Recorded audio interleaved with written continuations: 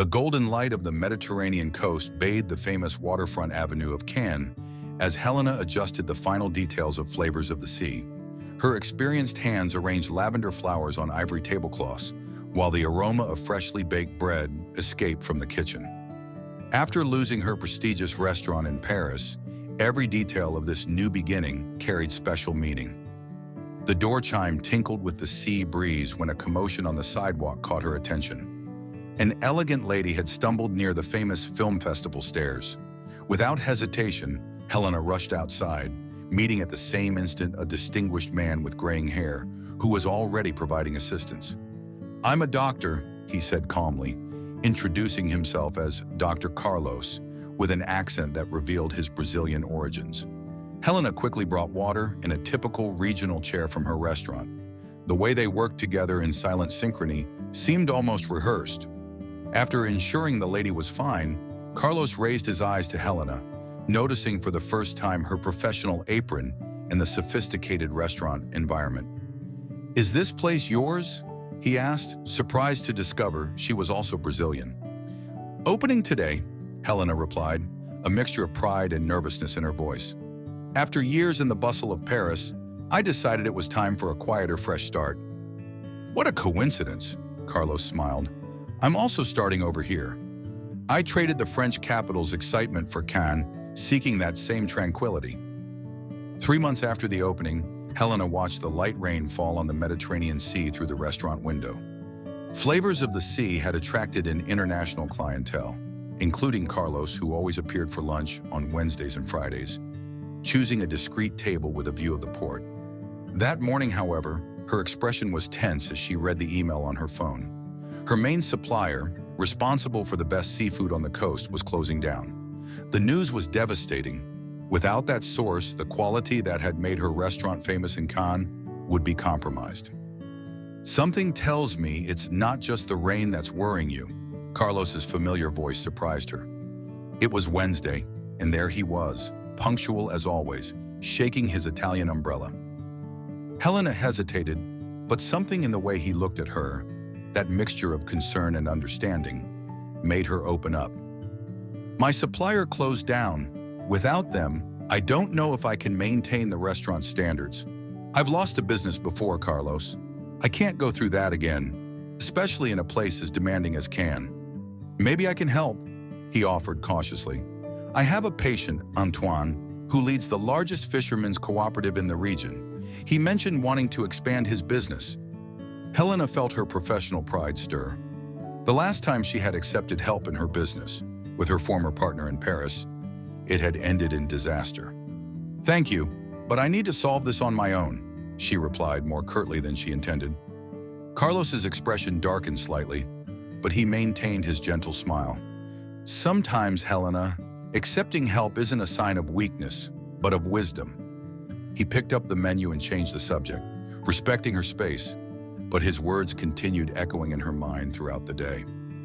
That night, while closing the restaurant, Helena noticed that the lights in Carlos's office across the street were still on. He was attending to an emergency patient, dedicated as always. It was then that she began to question whether her own barriers were preventing more than just professional help. A difficult week passed. Helena tried to maintain her smile while serving less elaborate dishes, but her regular customers, including some local food critics, were already noticing the difference. On a particularly busy Friday, she noticed that Carlos hadn't shown up for his usual lunch. Her heart tightened with a feeling she preferred not to name.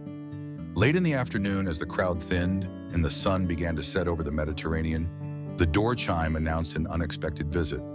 It was Antoine, the leader of the Fishermen's Cooperative, accompanied by Carlos. Helena's heart raced. "Madam Helena," Antoine began in English, "I came because the doctor told me about your situation, but mainly because my wife won't stop talking about your fish with citrus sauce. She said it would be a tragedy to leave such a talented chef without the best seafood on the coast." Helena glanced at Carlos, who remained discreetly near the door. He hadn't simply made a recommendation. He had proven her worth through her own dishes. "I didn't ask him to come," Carlos explained softly. "I just shared with Antoine how your food has transformed the local gastronomy. The rest was his idea." Words got stuck in Helena's throat.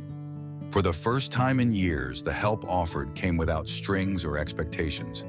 It was genuine, born from recognition of her work. Actually, Antoine continued, I came to propose a partnership.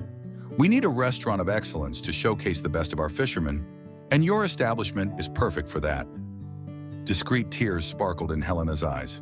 She looked at Carlos, who smiled gently. Sometimes, he said, approaching, the universe conspires to show us that we don't need to carry all the weight alone. At that moment, Helena felt something transform inside her. It wasn't just about saving her restaurant. It was about learning to trust again, in herself and in others. Dr. Carlos, she called when Antoine left. Would you like to have dinner with me tonight? I have a new Mediterranean recipe I'd like to test, with the best seafood in the region, of course.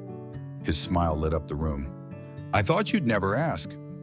6 months later, Flavors of the Sea had become one of the most talked about restaurants in Cannes. Lines extended down the sidewalk, and Helena had expanded the menu with creations that blended her Brazilian technique with Mediterranean treasures.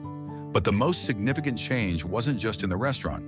Every night after the last customer left, Carlos and Helena shared a moment alone on the terrace overlooking the sea. Sometimes it was just coffee. Other times, she would test new recipes with him. On this special night, the full moon silvered the calm Mediterranean waters as they sat at their favorite table. You know, Helena began, pouring 2 glasses of local wine, when I lost my restaurant in Paris, I thought I had lost my last chance at happiness.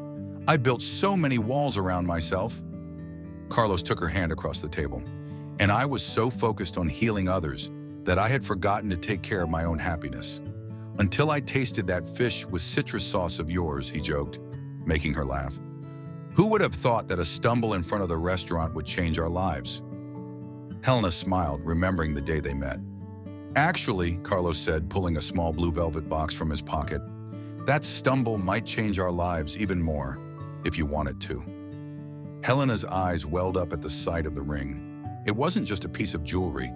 It was a symbol that it's never too late to start over, to trust, to love. They say the best recipe is the one made with love, she responded through tears of joy. And I've finally found all the ingredients. The kiss that sealed that moment tasted of the sea, of new beginnings and of promises kept.